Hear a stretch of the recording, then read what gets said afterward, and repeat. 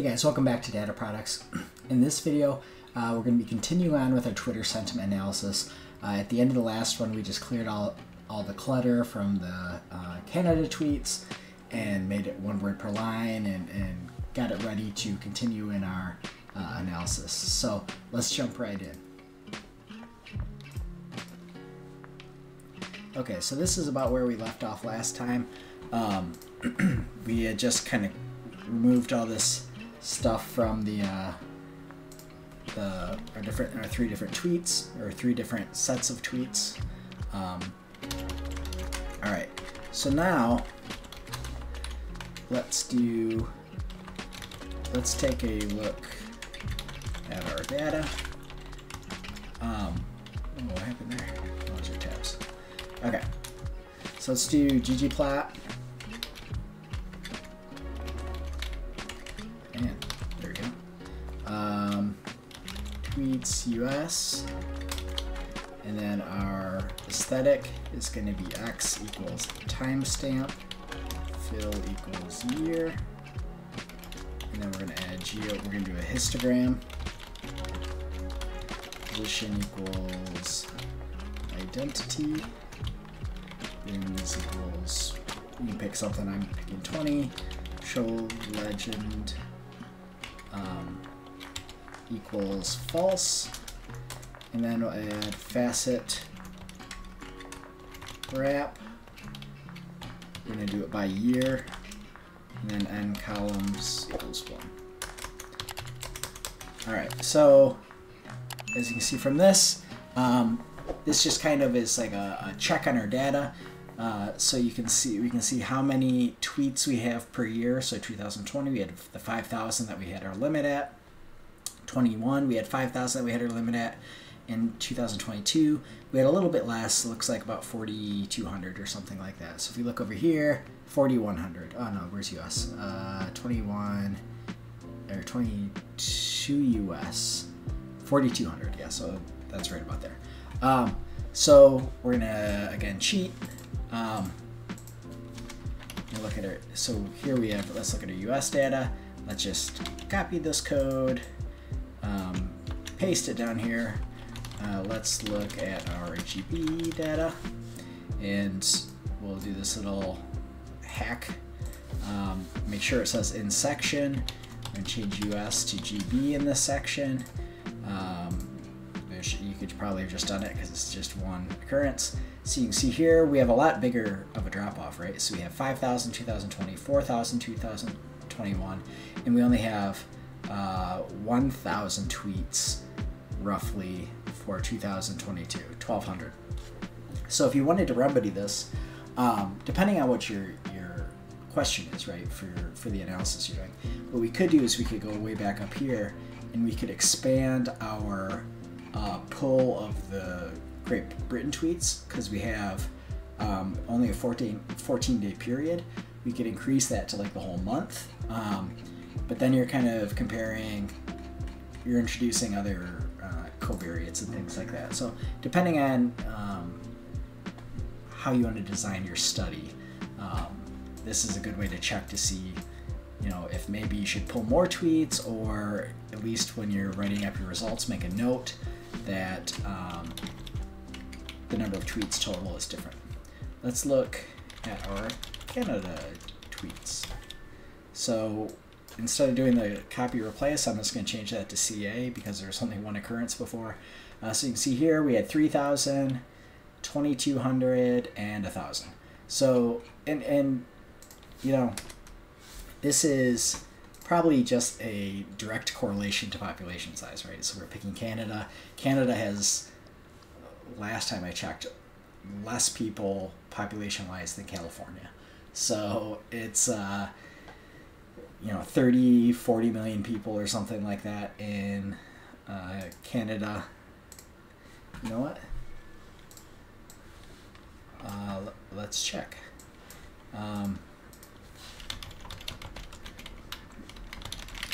Canada population, 38 million, compared to California population, 39 million. So Canada's about the size of California.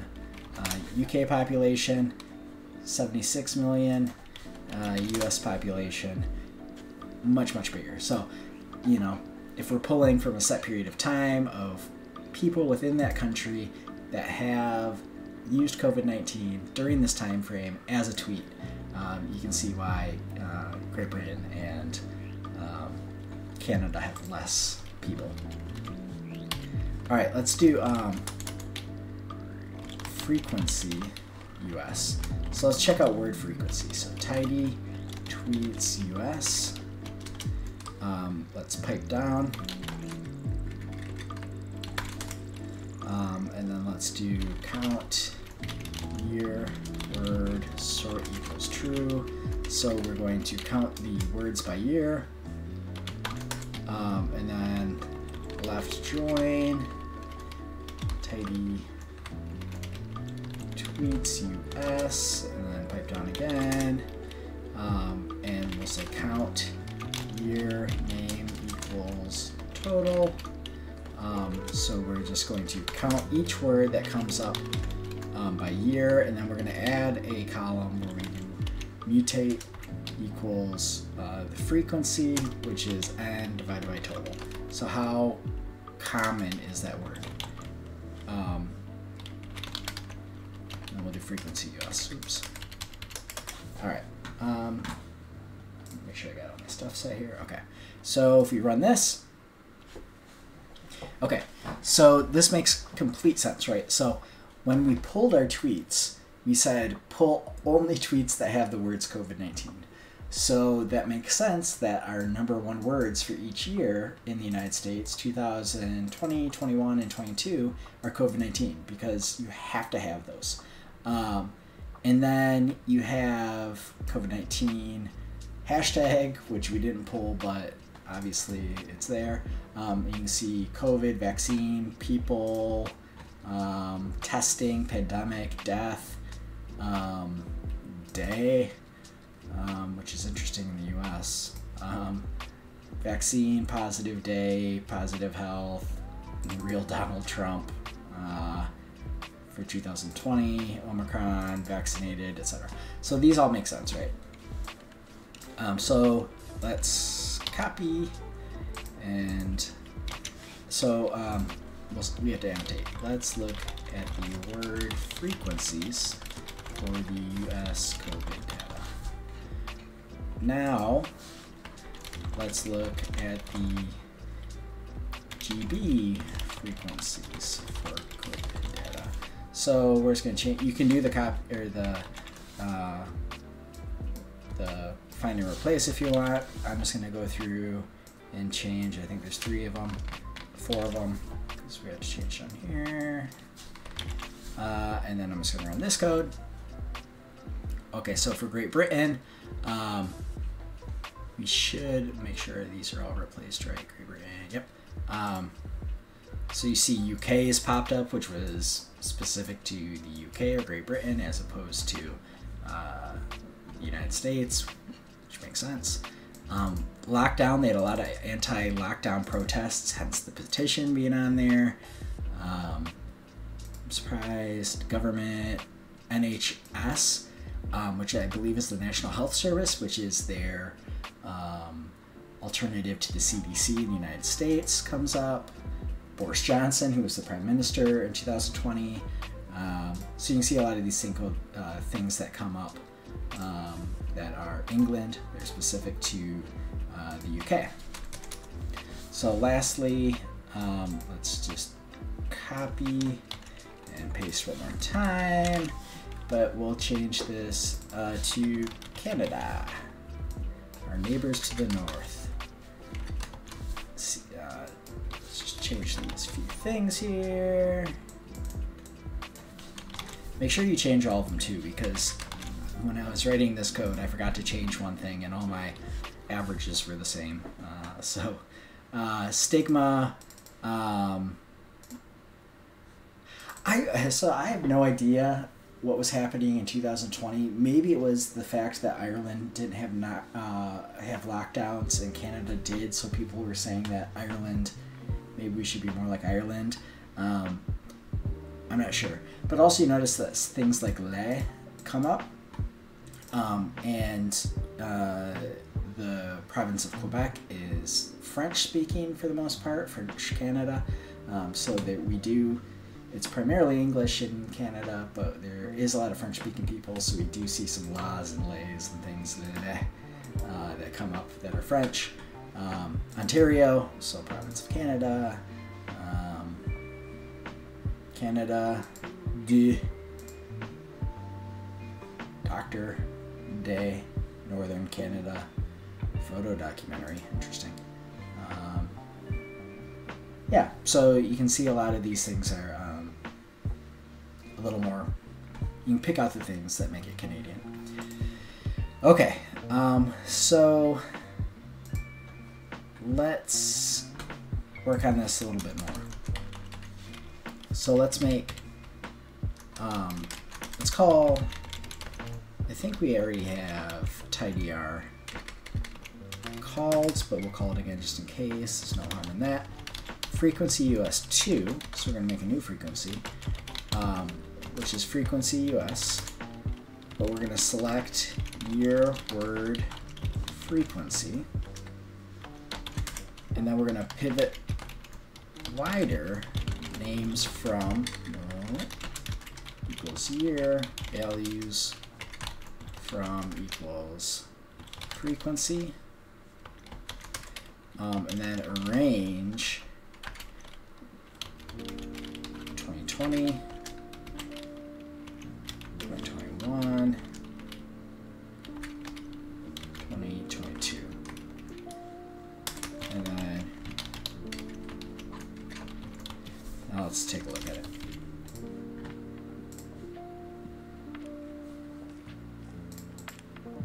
Let's put a C and select. Okay. So now what we've done is we've pivoted, we've calculated the frequencies of these words by year.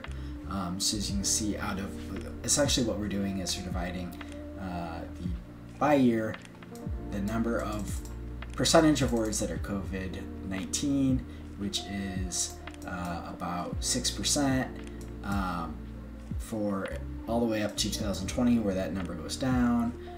Vaccine we see going up. Because the vaccine, oh, why did the arrange not in the right way? Interesting. So let's do this for, let's do head. So when you do this on, in your portfolio, it's not taking up like a million rows. Okay, so let's change this to GB and look at Great Britain.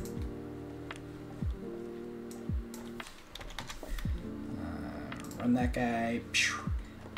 So we see we're going to have kind of the same words because COVID-19 is always going to be at the top. But you can see UK is on there,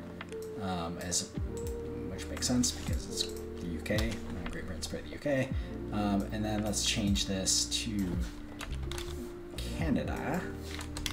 Let's see what the Canadians have to think about this. Okay, and so you get stigma, health, fighting, so you get some different words. So let's look at percentage of words compared to the whole for US. Let's look at frequencies for GB and frequencies for Canada. Okay. All right, so we're kind of getting an idea of what's going on here. So now what we want to do, oops, what did I type here? So, oh, I lost my spot because I did that. All right, so let's plot some of this stuff. We're just gonna plot one of them actually, because so previously we did this this frequency plot, And we have too much data for it, but I just want to show you. So 2020, and we're going to compare to, you can pick 2022 or 2021, it doesn't matter. Geom jitter, alpha equals 0.1, size equals 2.5, width equals 0.25, height equals 0.25, geom text, aesthetic, label equals word, check overlap equals true. So this is going to be that graph that we made where you kind of correlate words based on your cohorts. So in this case, 2020 versus 2022 equals percent format, and then scale y, log 10, labels equals percent format, and lastly geom AB line color equals red. All right, so we're just going to do one because they don't give us that much information.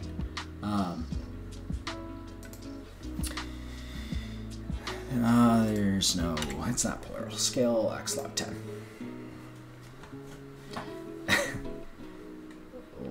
This is a lot even worse than when I did it the first time. 0.1, 2.5, 0.25, 0.25, 1.5. So you can see, so this is, you can't even read it. So let's change our alpha, maybe to 0.5. Is that gonna help at all? No, oh, we need it 0.05. Still, so these are the words. So like the frequency of the word, this word in 2020 versus 2021. So before it made sense. We just have too many words in this analysis for this to make sense. If you had a lot fewer words, you'd be able to pick things out. But I just wanted to show you that sometimes some of these things we do aren't worthwhile. You could maybe, yeah, I don't know. It's just not worthwhile. So, all right, let's do, what are we at? Okay, we're actually going to end on this. So next, that kind of gets us through everything up to our sentiment analysis, right? So we've just looked at words, we've kind of counted words and identified what words are in each cohort or each group, 2020 versus 2021, Great Britain, Canada, United States, etc. But now we want to actually map sentiment, right? So we want like positive words, negative words, and stuff like that. So that's what we'll be working on in the next section. We're not going to, I just want to make this clear at this, I should have made this clear at the beginning. We're not going to do everything that we learned in the previous videos because we're just going to pick certain things just to kind of show you how to do this stuff with the Twitter data. But like, we're not going to do every analysis for all 9 different data sets, right? Because we have 3 countries and 3 years. So don't fret if you're like, oh my god, it's going to take forever. We're just going to go through and do a little bit of sentiment stuff, do a word cloud, and then we'll call it good. And if you like doing this stuff and you want to keep working, you can go and you can, look at some of the other analyses. You could try to, map sentiment over time and things like that if you want, but we're not going to do in these videos. So I hope you enjoyed this video. If you are watching on YouTube, hit like, hit subscribe, and let's do some sentiment in the next one. So I will catch you in that video.